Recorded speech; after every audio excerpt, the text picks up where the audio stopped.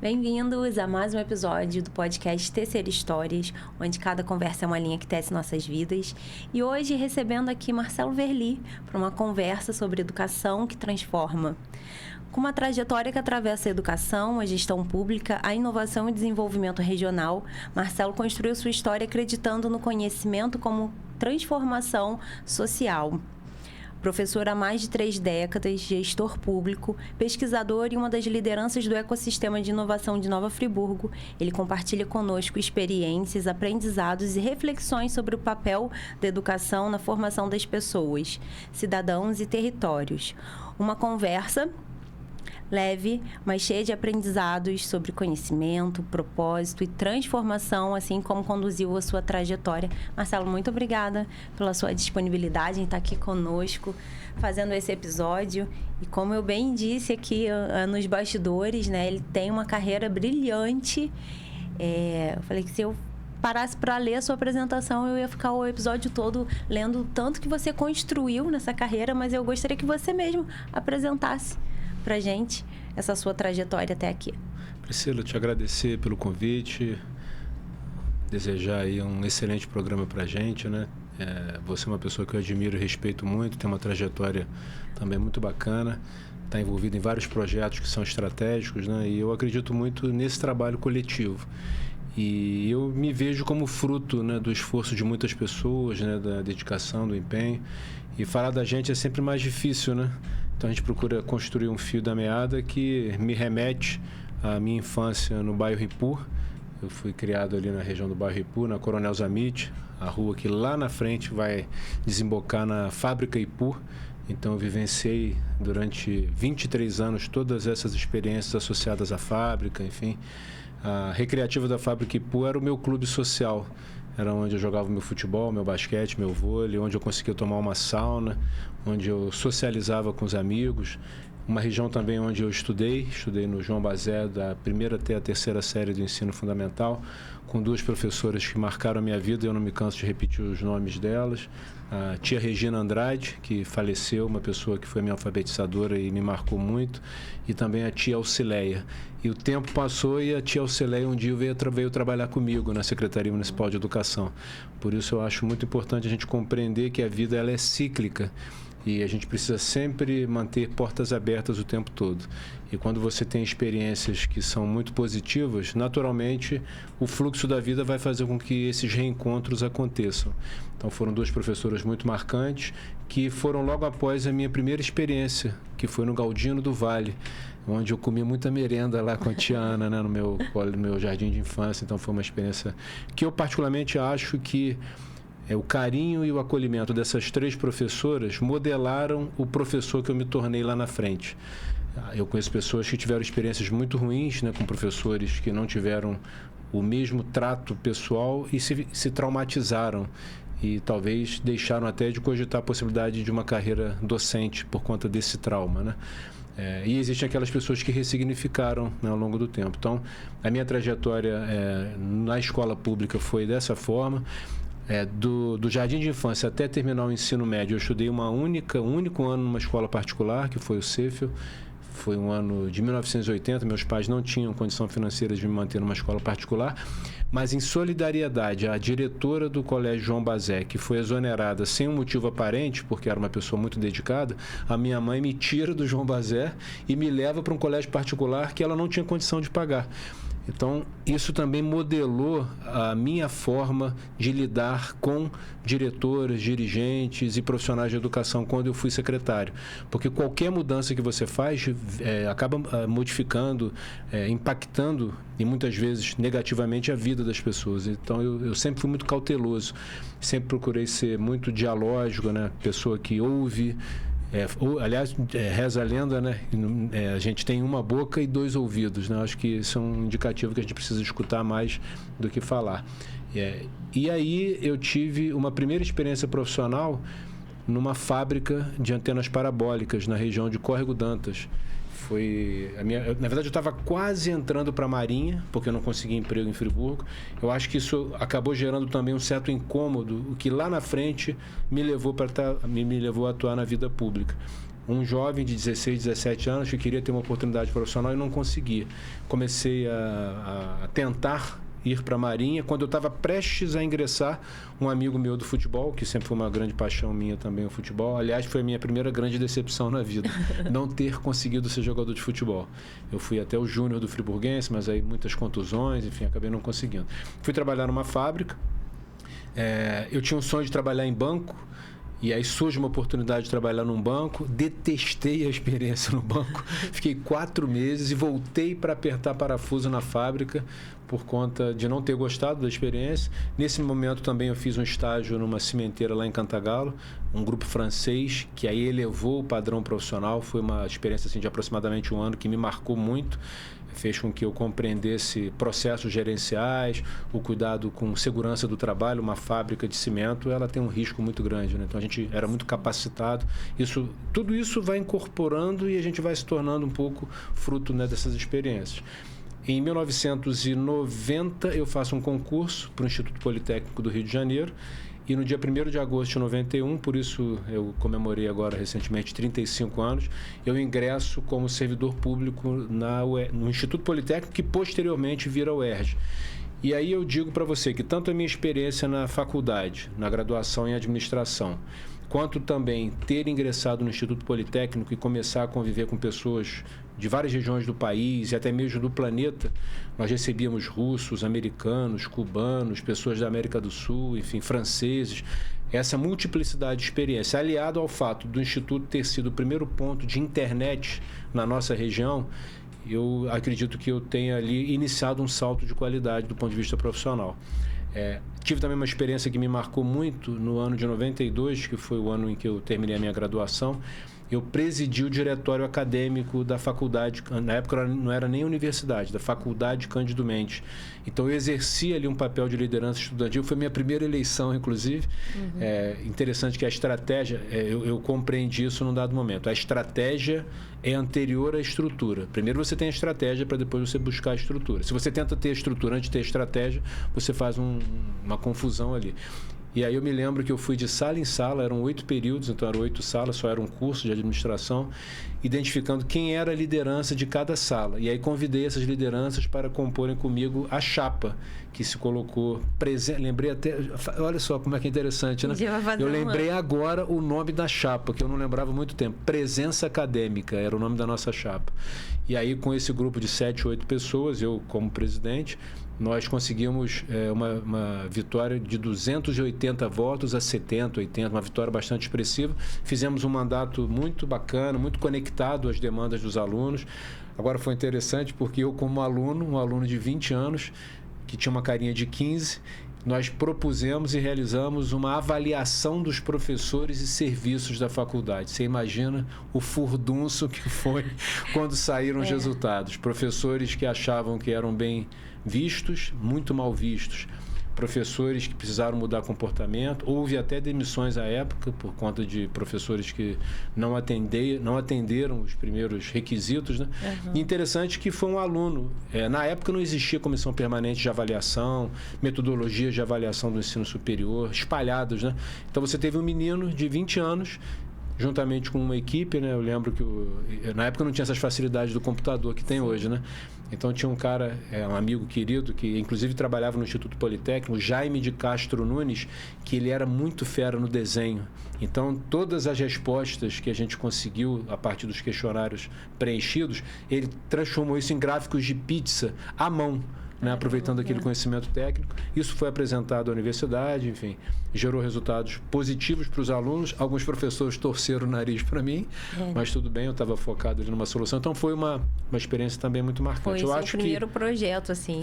Assim, do ponto de vista de ter sido candidato, até. de ter sido eleito e de ter compreendido que quando você é eleito, você não está ali por si, mas representando o anseio de uma coletividade que quer, através de você, realizar os seus sonhos, né, as suas melhorias, foi uma experiência muito bacana. E o grupo da Cândido Mendes, à época, era muito próximo à gestão municipal.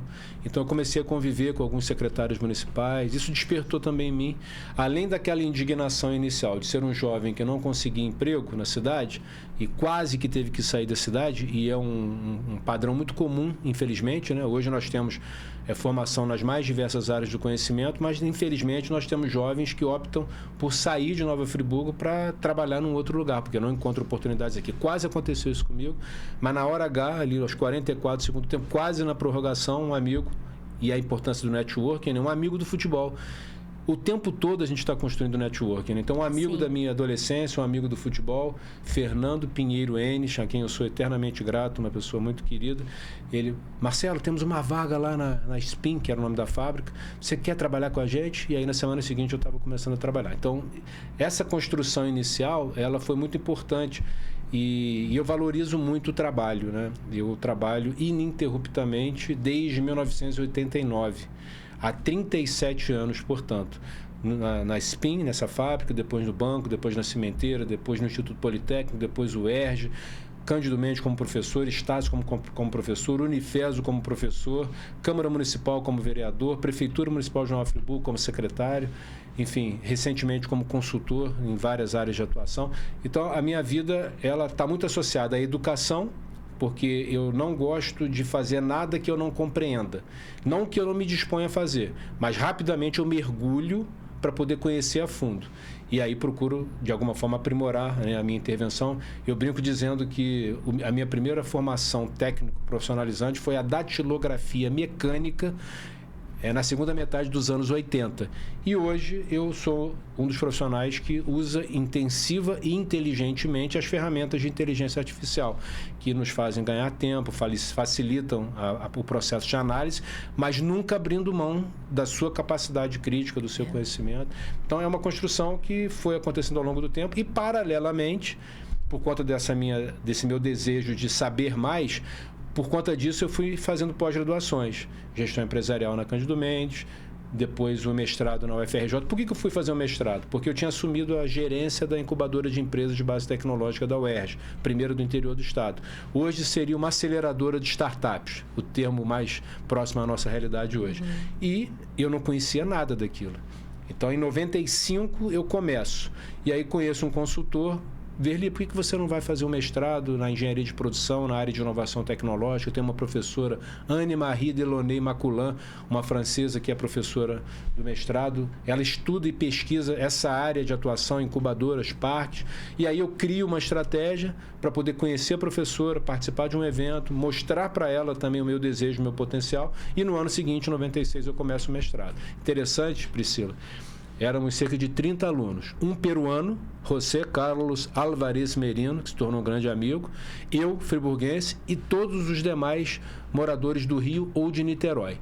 O primeiro a terminar o curso, o peruano, o segundo a terminar o curso fui eu, e os demais foram terminando ao longo do tempo. Por quê? Porque a gente tinha mais pressa. Sim. A gente tinha um deslocamento, no caso dele, então, um deslocamento... também pelo conhecimento, né? Exatamente. Era uma necessidade, né? Isso. E ali eu sempre busquei o conhecimento teórico e a aplicação prática. Conhecimento teórico e aplicação prática. Isso aconteceu também quando eu fiz o MBA na FGV, Administração Pública. Eu já tinha atuado como vereador, já vinha atuando como vereador e estava atuando como secretário municipal de educação. E eu precisava conhecer a fundo o orçamento da secretaria para poder aprimorar as ações.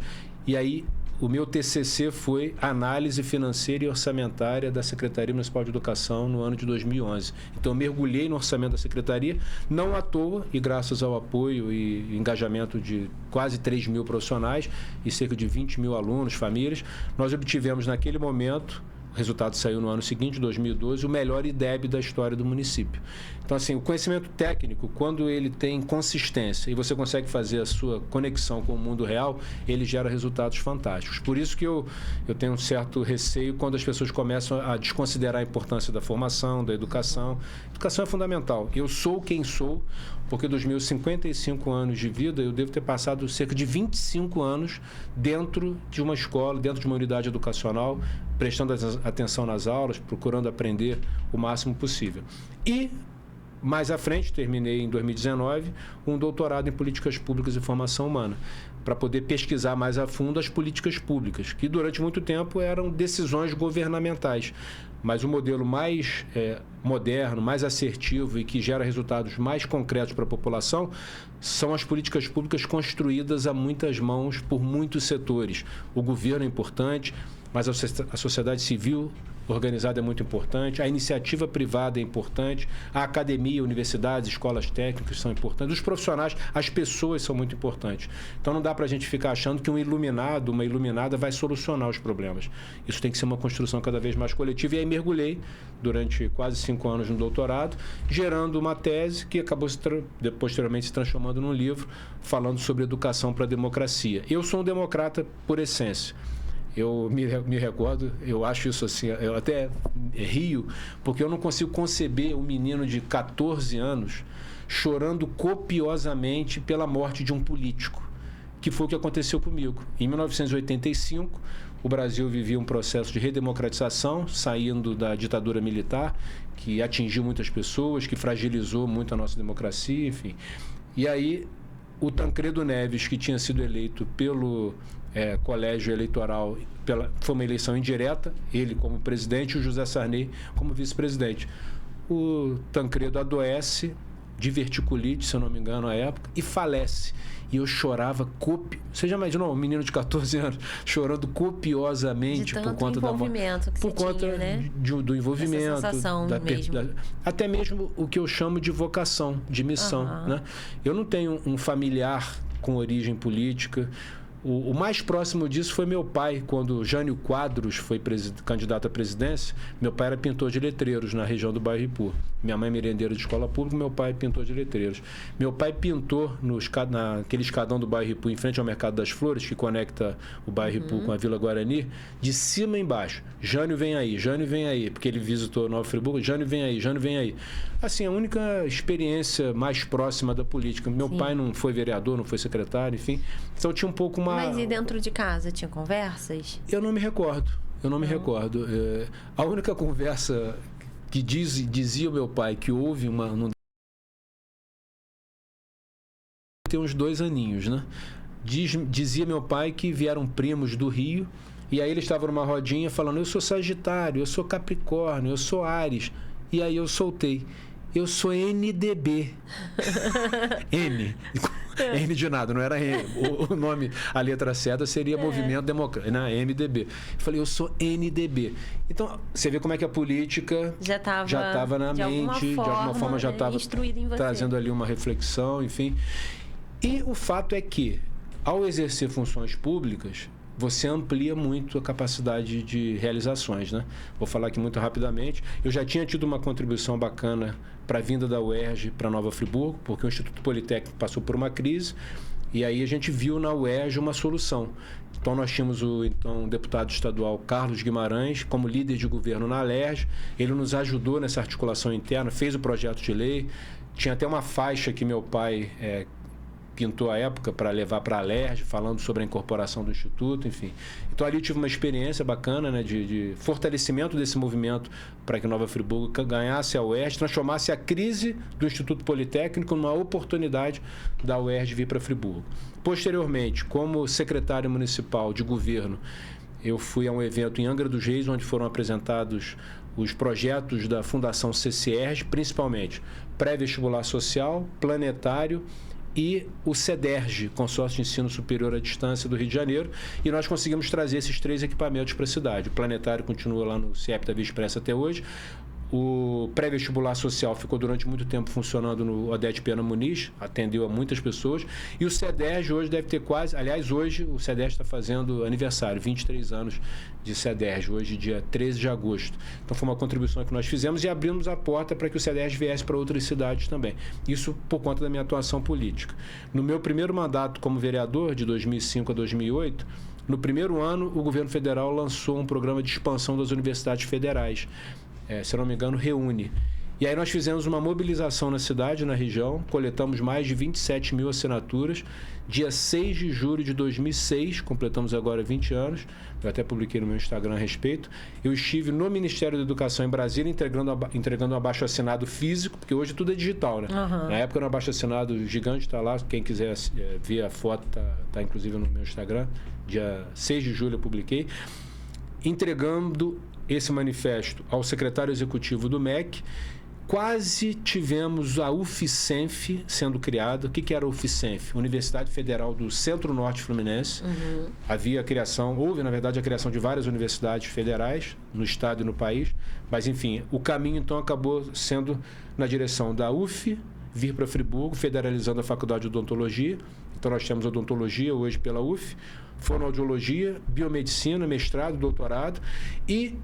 No ano seguinte, isso foi o movimento Estudar Aqui é Federal, foi em 2006, a UF vem em 2007, eu estava na Câmara, inclusive, ajudei a defender e aprovar o projeto de lei que viabilizou essa incorporação, porque tinha um patrimônio da Autarquia Municipal de Ensino Superior que precisou ser ajustado para a própria UF. E no outro ano, 2008, o Cefet veio para Nova Friburgo. O Cefet tem Engenharia Elétrica, Sistemas de Informação, Gestão de Turismo e Física na graduação e 2 cursos técnicos de ensino médio, Administração e Informática. Ou seja, o UERJ, CEDERJ, UF e Cefet, nós oferecemos contribuições importantes para que essas instituições viessem para Friburgo. Sozinho? Não, ninguém faz nada sozinho. Primeiro, eu coloquei esses temas no debate. Quando você coloca um tema no debate público, outras pessoas se interessam, né? Sim. Às vezes até para poder aparecer um pouquinho, né? Sem problema nenhum. Se o resultado é a favor da sociedade, tá ótimo. Então, esse é o primeiro ponto. E segundo, você passa a ter instrumentos. Eu me lembro, até localizei recentemente, um documento que eu subscrevi, eu assinei, e todos os vereadores de Nova Friburgo, provavelmente na legislatura de 2013 a 2016, foi a minha última legislatura, solicitando a vinda de uma faculdade de medicina para Nova Friburgo. Sim. Todos os vereadores assinaram, a gente mandou para as universidades todas. 2026, e é o único grande curso que nós ainda não temos. Existe uma promessa, né, de que a Faculdade de Vassouras instale medicina ali na antiga Cândido Mendes, mas efetivamente, hoje, dia 13 de agosto de 2026, isso não aconteceu ainda. Mas são movimentos. Você coloca esse tema no debate, na pauta pública, e às vezes você não vai estar nem no cargo específico quando isso vier a acontecer, mas você lançou uma semente. Além disso, quando fui secretário de Educação, eu peguei 2 períodos críticos. Eu fiquei na Secretaria de Educação da primeira vez, de 16 de novembro de 2010 a 23 de dezembro de 2011. No início de 2011, a maior tragédia climática do país. Mais de 90 escolas atingidas, 30 escolas e creches servindo de abrigo. Dos 460 óbitos que nós tivemos, infelizmente, na cidade de Nova Friburgo, uns 50, 60 ligados diretamente à educação, profissionais, alunos. Então, foi um momento crítico. E aí nós nos demos as mãos, fizemos um trabalho incrível, com muita gente engajada, com muito apoio da sociedade, e conseguimos recuperar as escolas, retomamos o ano letivo em tempo recorde, reequipamos as unidades educacionais, quadruplicamos as equipes de mais educação para oferecer atividades no contraturno, que antes eram restritas a um grupo menor. Tivemos um apoio importantíssimo do Ministério da Educação, na época o ministro era o Fernando Haddad, o secretário executivo Henrique Paim. Eles foram incansáveis no apoio à Nova Friburgo. A secretária de Educação da Prefeitura do Rio de Janeiro, quando Eduardo Paes estava no seu primeiro mandato, a Cláudia Coxim, mandou uma equipe para nos auxiliar. Então, a gente conseguiu articular muitos apoios, superamos aquela crise, como falei anteriormente, obtivemos um resultado super bacana no ano seguinte, no IDEB. E, de 1º de junho a 31 de dezembro de 2020, exatamente no início da pandemia, nós voltamos para a Secretaria de Educação para resgatar aquele momento e permitir que fôssemos ao final do ano letivo de forma tranquila. E com isso a gente obteve também um resultado bacana, mediante muito diálogo. Tivemos inúmeras reuniões com o CEP, com o Fórum Municipal de Educação, com o Conselho Municipal de Educação, pessoas que nos auxiliaram muito na construção de lembrei de novo aqui uma sigla, PAPNP, Plano de Atividades Presenciais Não Pedagógicas. Criamos uma semana chamada Família na Telinha. Trouxemos especialistas do Brasil inteiro online, incluindo a abertura à aula magna com Leonardo Boff. E aí nós conseguimos fazer com que a educação se movimentasse e, ao final, salvamos aquele ano letivo que foi tão crítico, né? E com segurança, né? Houve em um momento ou outro uma pressão para o retorno às aulas e a gente conseguiu, com base na ciência, com base nos pareceres técnicos, a gente conseguiu superar aquele momento. E um pouquinho antes, eu ajudei a produzir, juntamente com o SEVEST, com a Secretaria Municipal de Saúde e a Secretaria de Ciência, Tecnologia e Inovação, que eu fui secretário de 1º de março de 2018 até 31 de maio de 2020, antes de assumir a educação. Nós produzimos mais de 800 mil máscaras de barreira, né, para evitar a contaminação por Covid em tecido. E com isso a gente movimentou a economia local, fez com que as confecções que estavam paradas voltassem a funcionar. Ações no poder público, pelo poder público, que potencializam o resultado. Eu nunca dependi de estar no poder público para trabalhar, tanto que eu tive inúmeras experiências e mesmo desde janeiro de 2021, que eu não ocupo funções públicas, eu continuei trabalhando e fazendo as minhas melhores entregas. Mas é óbvio que quando você está num cargo público, compreende a dimensão desse cargo e você tem as ferramentas necessárias para poder melhorar a qualidade da sua entrega, o impacto positivo é muito maior, ou negativo, dependendo de quem estiver à frente daquela função. E que toda essa carreira... Falei que era difícil te apresentar? Acabou até eu ia ficar aqui só acabou eu até a saliva. Acabou. Com toda essa carreira pautada em educação, né, Marcelo? Quando você conta lá do início, sua motivação lá na fase inicial da escola, você vendo todo esse conflito, né, de saída do professor, indo para outra escola e vendo a sua mãe... Dá para perceber solidária, o quanto, né, também ela se importava com a educação e com os educadores, né? O quanto ela também tinha esse olhar voltado para a educação, porque às vezes poderia passar desapercebido, assim, ela não iria notar. Mas ela teve esse olhar também de cuidado, com certeza isso influenciou toda a sua vida. E aí você vem com toda a jornada em busca da educação. E a pergunta é, você acredita que a educação transforma? Você, antes de responder, você falou uma coisa que é interessante. Você falou assim, hoje está muito subjugado, né, essa formação acadêmica. Parece que com a evolução todo mundo aprende tudo muito rápido. Todo mundo é técnico de tudo em uma hora de curso. Né? Comprou um curso ali, você já virou técnico e especialista daquela área. E está bem desvalorizado o ensino acadêmico, né? As pessoas jovens, às vezes, têm que buscar esse valor, tem que ver valor na educação. E como que você pensa sobre essa pauta, assim, sobre esse tema? Esse é um desafio muito grande, né? Eu repito uma reflexão que eu li uma vez e nunca mais esqueci, que nós temos escolas do século XIX com professores do século XX ensinando para alunos do século XXI. Então, você tem um choque de gerações aí. As escolas, as instituições educacionais, quando eu falo escola, eu estou falando até da universidade, do ensino técnico profissionalizante, estou falando no sentido mais amplo.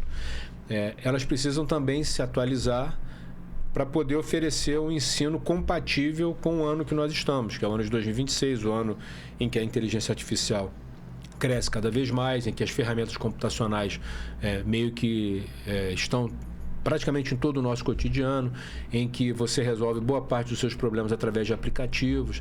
Então, essa concepção de que o modelo educacional precisa se aprimorar para compreender melhor como pensa essa criança, esse adolescente, esse jovem, isso é fundamental. Mas há aqueles que desvalorizam o processo educacional, falam que a educação está ultrapassada. Eu acho que ela pode ser aprimorada, você sempre tem possibilidade de melhoria, mas dizer que está ultrapassada, eu diria que não. A educação é a base de tudo. Por que eu tenho, Marcelo, né, entendo que eu tenha um bom vocabulário? Pela quantidade de páginas que eu li ao longo da minha vida, que continuo lendo, não são tantas páginas físicas, são mais páginas digitais, e por conta dos anos que eu fiquei em sala de aula. Sim. O brasileiro médio, ele tem 8 a 9 anos de ensino formal. Eu praticamente tripliquei isso. Então, quanto mais você estuda, mais você aprende, em especial se você tem essa capacidade. Nem sempre você tem na educação uma sinalização da aplicação prática. Mas se você consegue fazer essa correlação o tempo todo, isso facilita muito, né, para que você veja o resultado prático da educação.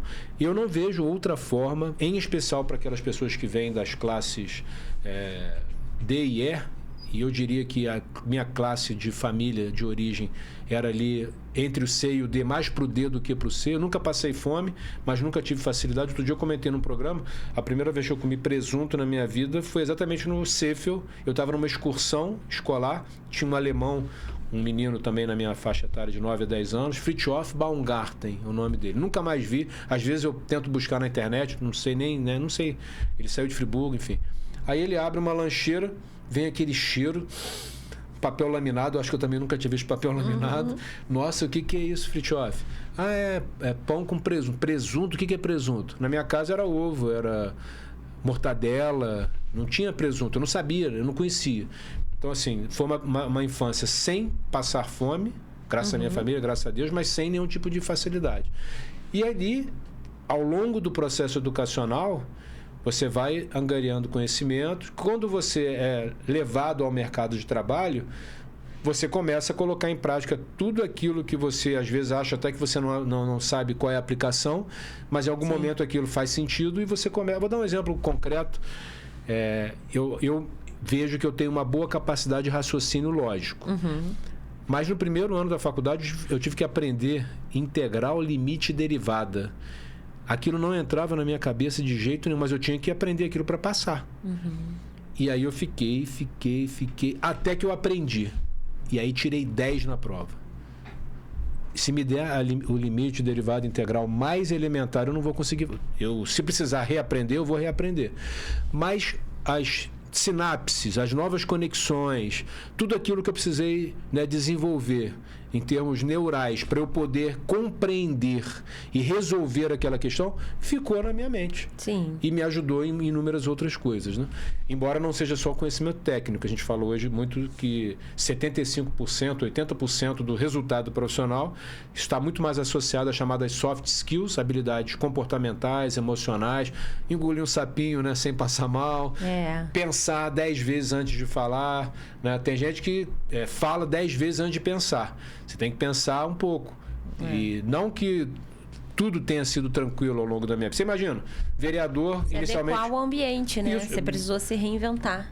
Câmara Municipal de Nova Friburgo. Eu tive 3 mandatos, inicialmente com 12 vereadores e depois com 21. Para você aprovar qualquer projeto, você precisa de pelo menos metade dos votos. Se você não convencer as pessoas, você não vai conseguir aprovar nada. E aí você vai ficar ali sem fazer entrega nenhuma. Quando você amplia, eram 12, então você precisava de 6 a 7. Quando você passa para 21, você precisa de 12, 11, 12. Então você tem que ter a capacidade de dialogar, né? Enfim, tudo isso, a base vem da cognição que a educação nos ensina, a educação nos ajuda. E eu sou uma pessoa que eu sinto falta de ler. Se eu ficar alguns dias sem ler alguma coisa, aquilo já começa a me incomodar. Eu estou sempre com um livro, estou sempre com algum PDF aberto, mesmo que sejam 3, 4, 5 páginas por dia, para você poder manter o seu cérebro, né, estimulado, né, atualizado. Enfim, hoje eu me lembro que um prazer que eu tinha aos domingos, comprar o jornal, eu comprava o Jornal Globo, comprava o Jornal Voz da Serra e ficar 2, 3 horas fazendo leitura. Hoje eu já não faço mais isso, eu faço praticamente leitura em tempo real das notícias que estão acontecendo. Então, você vai mudando a forma, mas a busca do aprendizado ela tem que permanecer. Ele é contínuo, né? E traduz muito o que foi a sua trajetória. Isso. Você pensa que essa é uma mente inquieta, porque mesmo com tantas já habilidades e transformações, está sempre buscando novos recursos, novas possibilidades, novos projetos. O meu pai contava uma outra história, outro dia eu até fiz um agradecimento a ele. Nova Friburgo, quando não tinha tantos médicos, os farmacêuticos cumpriam um pouco o papel dos médicos, né? E ali na região da Maquiniven, na subida ali do viaduto, tinha a farmácia Modelo, cujo proprietário era o Haroldo Gonçalves Pereira, que era amigo de papai, enfim, papai era da Maquiniven, depois a gente mudou para a Rua Coronel Zamit ali no bairro Ipu. E aí eu devia ser imparável, impossível, né? Papai já não devia estar aguentando mais a minha energia, a minha hiperatividade. Aí ele me levou ao Haroldo. Haroldo, pelo amor de Deus, Haroldo, receita uma Ritalina para o Marcelo que eu não estou aguentando mais. Não estou aguentando mais. Eu devia ter uns 3, 4 anos. Aí o Haroldo falou com o papai em resposta. Papai falava essa história, né? O apelido de papai era Filhinho. Filhinho, não faz isso não. Se você der Ritalina para o garoto, você vai alterar a personalidade dele. Realmente, eu não tomei Ritalina e... Eu pensei até que tivesse sido isso, então. Aquela hiperatividade, ela continuou na sala de aula. Talvez eu não fosse aquele aluno mais exemplar, o santinho que ficava ali assistindo tudo o tempo todo. Eu era irrequieto, às vezes eu conversava, às vezes eu atrapalhava um pouquinho a aula, o professor me chamava a atenção, eu tinha que parar. Eu era aquele aluno que adorava jogar um futebol no intervalo e às vezes ficava um pouquinho depois, mas aí o pessoal chamava, a gente ia para a aula. Eu era aquela pessoa que queria sair sexta, sábado e domingo, no final de semana, com 15, 16, 17 anos, até que, a partir dos 17, 18, eu canalizei essa energia principalmente para o estudo e para o trabalho. E aí eu acho que potencializou muito. Isso. Né? Ficou uma coisa mais direcionada. É isso que eu falo, assim, quando eu digo mente quieta, é no sentido disso. Assim, está sempre inconformado com o que já sabe. Sempre em busca de mais para poder produzir mais e aprimorar o conhecimento naquilo que vem de desafio, né? E como pano de fundo, o que diz o filósofo, né? Acho que, não sei se é Sêneca, só sei que nada sei. Por mais que você saiba... Uma vez eu vi uma estatística, aliás, eu fico bolado com essas estatísticas que eles fazem, né? Que a pessoa mais inteligente do mundo tem capacidade de absorver 0,000000001% do conhecimento disponível na humanidade. Ou seja, nada. Não sabemos nada. Não. Agora, temos capacidade de aprender tudo. E esse movimento tem até um termo, né, em inglês, principalmente o mercado corporativo, do lifelong learning, que é o aprendizado a vida toda. Né? Se você parar... Vou pegar um exemplo. Final de 2022, comecei a ver... Como eu, de alguma forma, sou um dos fundadores do Inova Free Valley, que é o nosso grupo de inovação da cidade, está sempre circulando informação sobre tecnologia e inovação. Alguém publicou lá que tinha sido lançado um aplicativo de inteligência artificial, ChatGPT, OpenAI. Aí eu olhei, OpenAI, né? Na verdade, fiquei olhando aquilo, mas não dei muita atenção, não. Nos dias seguintes, aquilo começou, falei, quer saber, eu vou entrar. De lá para cá, eu uso o ChatGPT em vários trabalhos, né? Sempre criterioso para não permitir que as alucinações da IA te induzam a erro. Sim. E para você impedir que isso aconteça, você tem que ter capacidade de análise. Sim. Tem gente que delega, terceiriza e aí se ferra junto, né? Se ela errar. Ela erra. E vou dar engana, dois exemplos aqui. E te engana ainda. Eu induzi uma vez ela a erro e ela caiu no erro. Qual é a diferença entre eficiência, eficácia e efetividade? Aí ela disse uma coisa que era outra, enfim. Aí eu falei, você está errada. É verdade. Vou corrigir. E aí acertou. Eficiência é fazer mais com menos, conceito de produtividade. Eficácia é você fazer a coisa certa, atender a necessidade do cliente, de quem está demandando seu serviço. E efetividade é gerar o maior impacto possível. Ela trocou. E aí eu corrigi, porque eu tinha o conhecimento. Sim. E uma outra, um aplicativo chamado Tome, que gera ainda apresentações, em substituição ao PowerPoint, por exemplo. Eu pedi para ele fazer, prepare uma apresentação sobre a fome no mundo. Como era o aplicativo gratuito, ele pegou dados antes da humanidade ter ultrapassado 8 bilhões. E aí ele colocou 7,8 bi. Estava errado, então eu fiz a correção. Então, assim... É uma ferramenta que te aumenta a produtividade, mas que você tem que ter capacidade crítica para poder fazer a análise e não ser induzido a erro, como falei. Aí eu fico imaginando, se eu não tivesse... Por exemplo, hoje as minhas apresentações eu faço pelo aplicativo Gamma, G-A-M-M-A. O ChatGPT é uma ferramenta que eu uso. O Highnoter, por exemplo, se eu estivesse gravando aqui, o Highnoter, ao final, ele geraria uma síntese com mapa mental, os principais assuntos tratados. Isso é saúde mental, isso te ajuda. Quando eu fiz a minha transcrição, na verdade, minha tese de doutorado, eu tive que fazer 15 transcrições de áudio que duraram, 50 horas. hoje eu faria isso automaticamente. Sim. Isso sairia... Aí o que eu iria fazer? Analisar os dados, extrair as informações, organizar o documento. Ainda põe tudo organizado, né? Eu uso muito. Então, essa capacidade do aprendizado permanente é fundamental para você poder permanecer à altura dos desafios do mercado de trabalho. Eu me lembro quando começou a pandemia, que a gente perdeu a presencialidade na sala de aula de uma semana para outra, vários professores não conseguiram se adaptar. Sim. Eu tentei até ajudar alguns, eles não conseguiram se adaptar e acabaram saindo.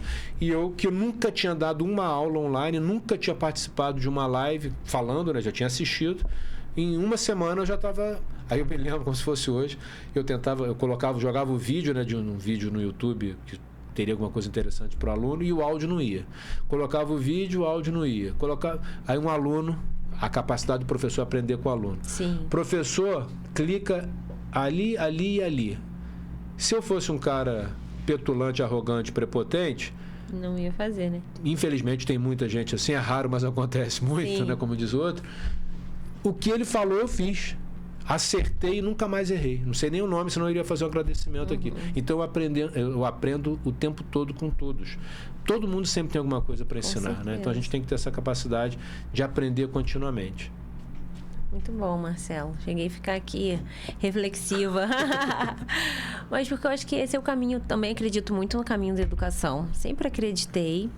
E gosto de trazer esses temas aqui, gosto de receber professores, a escola das crianças. Sempre venho aqui para a gente gravar a escola de pais, né? Trazendo temas para a própria educação dos pais, porque eu acho que é o único caminho que vai realmente transformar a sociedade, através da educação, da amplitude de mente, né? Quantas informações estão aí, às vezes as pessoas não têm tanta clareza do que de fato acontece e são gerenciadas pelo outro, né? Isso. E às vezes o outro nem tem tantas boas intenções e a gente vai sendo conduzido como uma manada. Isso, e aí, infelizmente. Aí fechando esse ciclo todo seu, então, da educação, já com bastante envolvimento na política.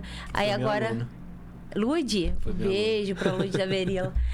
E aí agora tem de aluno espalhado. Você volta com outros objetivos, né? Me conta mais um pouco dessa sua jornada atual agora e quais são os seus planos. Na verdade, assim, eu nunca saí da política pública, né? Mas eu não exerço cargos públicos formais por nomeação, porque eu tenho um vínculo de 35 anos com a UERJ, mediante concurso público. Eu não exerço cargos públicos mediante nomeação desde 1º de janeiro de 2021. No final do ano de 2021, eu assumi a presidência do Conselho de Inovação da cidade, fiquei 4 anos à frente do Conselho, que era um órgão de políticas públicas, enfim. Então, eu sempre interagi com o poder público, mas não disputei as eleições nem de 18, nem de 20, nem de 22, nem de 24. Na verdade, 18 e 20 eu nem cogitei, porque eu estava ali fazendo doutorado, começando a preparar livro, filhos nascendo, enfim, então não deu nem para pensar. 22 eu comecei a pensar, mas na hora H acho que não é a hora ainda. 24 novamente, aí bateu na trave. Foi ótimo também não ter vindo, foi um momento ali que não era o ideal. E aí agora, 2026, eu apoio Eduardo Paes para governador do estado desde 2006. Muita gente acha que o Eduardo vai ser candidato a governador pela segunda vez, 2018, 2026. Não, Eduardo vai ser candidato pela terceira vez. Ele foi candidato a governador quando ele era deputado federal pelo PSDB, partido que eu também participei desde 2005. Foi quando eu o conheci. Ele era deputado federal, eu era vereador aqui em Friburgo. O Pedro Paulo, no ano seguinte, 2006, foi candidato e foi eleito deputado estadual. E eu não fui eleito, tive uma votação expressiva. Friburgo elegeu 2 deputados, eu fui o terceiro colocado. Então, assim, ali eu compus esse grupo. Márcio Forte, Luiz Paulo Corrêa da Rocha, Otávio Leite, Eduardo Paes, Pedro Paulo. E passei a ser meio que uma referência deles aqui, principalmente em Nova Friburgo. Eduardo foi candidato a prefeito do Rio, se elegeu. Fez 2 mandatos inicialmente, o Crivella entra e faz uma gestão catastrófica, Eduardo volta a fazer funcionar a Prefeitura do Rio, total de 4 mandatos, sai com uma aprovação lá em cima e retoma a proposta de ser pré-candidato ao governo do estado do Rio de Janeiro. Eu presido, desde 2024, o partido de Eduardo Paes e Pedro Paulo aqui em Nova Friburgo, Partido Social Democrático, PSD, um partido de centro que tem, por exemplo, o Gilberto Kassab como presidente nacional, tem o Ratinho Júnior, governador do estado do Paraná, e várias outras lideranças espalhadas pelo país, pessoas, né, que têm vasta folha de serviços prestados, e é o partido hoje que administra a maior quantidade de municípios brasileiros, cerca de 1.300 municípios. Então, a maior parte da população brasileira dos municípios, considerando os municípios, é administrada pelo PSD. Então, Eduardo começa a organizar a sua pré-campanha a governador e me convida, tanto ele quanto Pedro Paulo, para que eu venha a deputado federal, candidato a deputado federal. Pedro Paulo veio a Friburgo há alguns meses, até no encontro na Associação Comercial, Industrial e Agrícola de Nova Friburgo, numa sexta-feira, numa fria e chuvosa sexta-feira à noite. E lá ele fala que vem candidato ao Senado, ele é o deputado federal dos mais bem avaliados do país. Do país, ele é o 5º mais bem avaliado, do Rio de Janeiro é o mais bem avaliado por um determinado ranking. E ele opta por vir ao Senado e, por conta disso, eu, que talvez viesse candidato a deputado estadual, eu opto, né, nesse diálogo com ele para deputado federal. E por que deputado federal? Nova Friburgo precisa voltar a ter voz. A nossa região precisa voltar a ter representatividade. Nós temos lideranças diversas que realizam seus trabalhos, enfim, mas alguém que vocalize diuturnamente, diariamente, nas esferas de poder, junto ao Estado, junto à União, Câmara dos Deputados, enfim, as demandas e oportunidades da nossa região, nós não temos.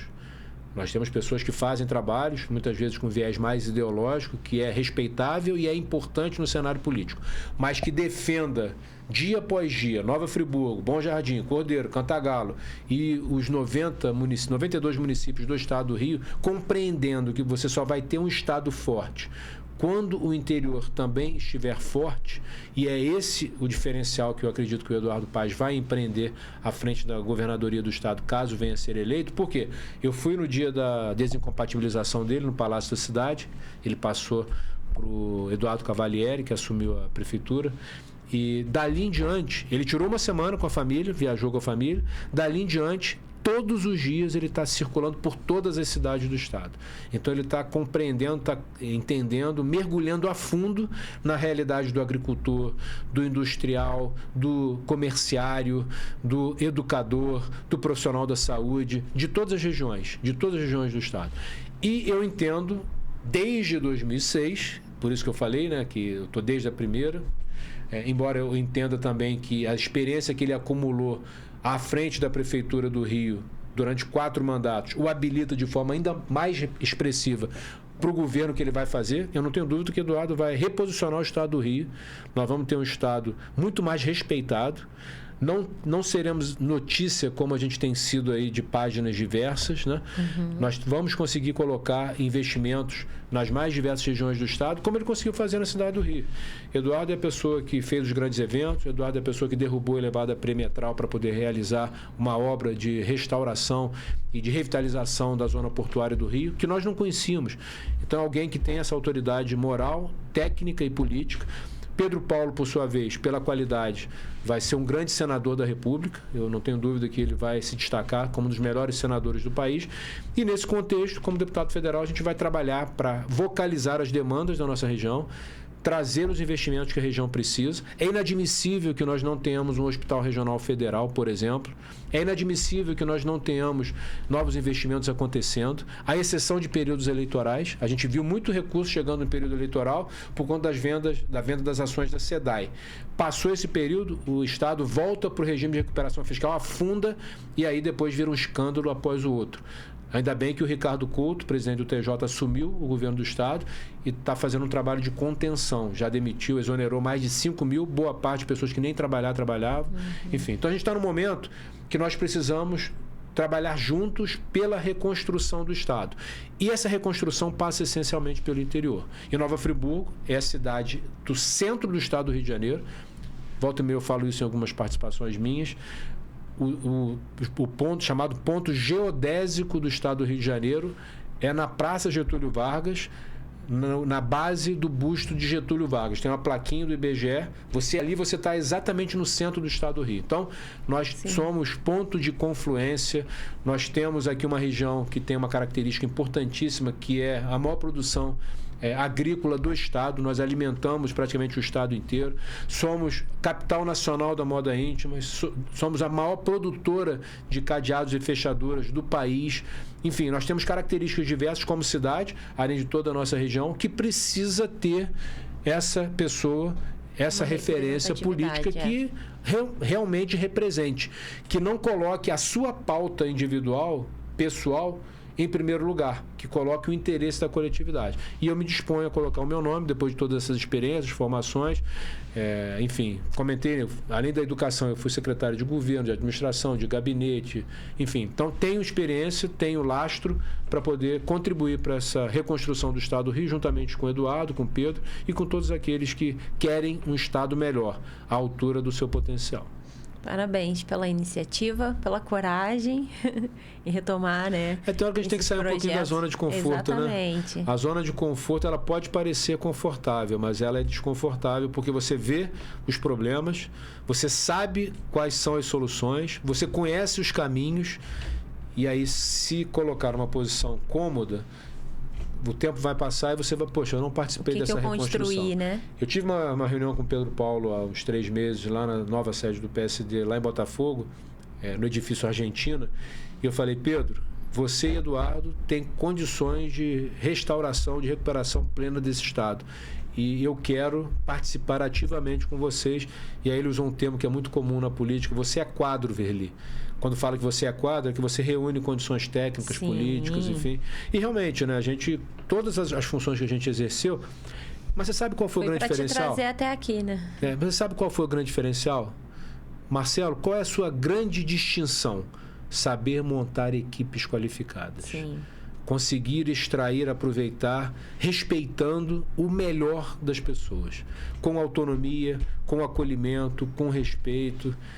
Esse é o grande mérito. Eu aprendi isso desde... A gente não faz nada, não faz.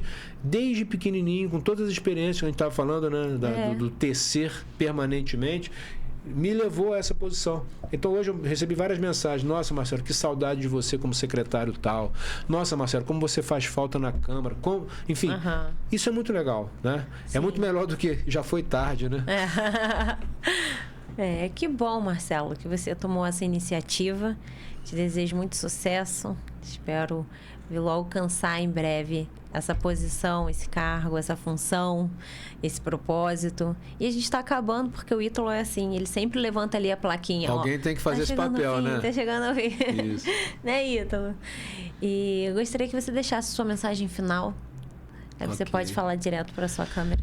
Mais uma vez, Priscila, parabéns aí pela sua trajetória, né? Tenho te acompanhado mais de perto. Tive a honra de ser professor do seu filho, que é um menino de ouro. Aliás, pelos frutos vós sereis conhecidos, né? Sim. Então, um menino que representa muito de você, né? Então, você está de parabéns pela sua trajetória, pela sua família. Agradecer aqui ao Ítalo, que deu o suporte técnico. E agradecer a todos que nos acompanharam, né? Que dispuseram de tempo, né? Para ouvir o que a gente tem aqui a dizer. Não tem nada mais precioso na vida do que o tempo, né? E pessoas que pararam para nos assistir merecem a reverência, né, do nosso agradecimento e me colocar à disposição. Tem o meu Instagram. Outro dia eu fui falar meu Instagram. Não é Instagram, não. É meu Instagram. @Marcelo Verli. E estou em todas as outras redes, né? Tem o meu WhatsApp, pessoal. Não, Marcelo, não, eu disponibilizo meu WhatsApp para todos. Eu tenho mais de 16 mil contatos, fruto de todas essas interações. Então, meu WhatsApp 22-99917-5577. Quem quiser interagir, apresentar aí suas propostas, suas demandas. E vamos continuar construindo, né, soluções para nossas cidades, para o nosso estado, para o nosso país. Porque é isso que a gente quer, uma melhor qualidade de vida, melhores oportunidades, que os nossos jovens não precisem sair das suas cidades de origem para poder buscar, né, o seu resultado, que possam ficar, caso queiram, né, nas suas cidades, enfim. E tudo isso faz parte do nosso trabalho. Quero te agradecer mais uma vez, Priscila. Eu que agradeço a sua disponibilidade de tempo, energia, em estar aqui oferecendo um pouco da sua história, que é o que sempre enriquece, né, todos nós. aquilo que a gente deixou como jornada. E que jornada linda, né? Grande, cheia de sucesso, cheia de processos, projetos bem-sucedidos. Parabéns. Obrigada por estar aqui. Obrigada a você que ficou aqui no episódio. Quero agradecer também aqui aos nossos apoiadores, que ficaram durante o período aqui passando com a gente de forma bem rápida. Quero agradecer o Estúdio Realize, que é esse espaço onde a gente grava nossos episódios. Fica localizado aqui em Nova Friburgo, no Cadima Shopping. Então, às vezes, você tem interesse em gravar um programa, quer vir gravar, montar o seu podcast, você pode estar entrando em contato com o Estúdio Realize. Agradeço, Val. Vamos passar bem rapidinho hoje, o Ítalo. Santa Júlia. Agradeço a Lud, da Berila, aluna do Marcelo Verli. Pois é, menina de ouro. Parabéns. Isso aí, uma amiga querida, Wendy. Agradeço ao Marcelo Verli. Então, aqui também registrando sua rede social mais uma vez. Então, você quer entrar em contato e saber mais dos projetos que estão por vir, você pode estar acompanhando na rede social Marcelo Verli, @MarceloVerli, e está acompanhando lá toda a trajetória do Marcelo. Muito obrigada, Marcelo. Muito obrigada a você que ficou nesse episódio. Nós acreditamos que a educação transforma e o Marcelo é prova viva disso. Parabéns. Obrigado. Obrigada a todos vocês. Até o próximo. Tchau, tchau.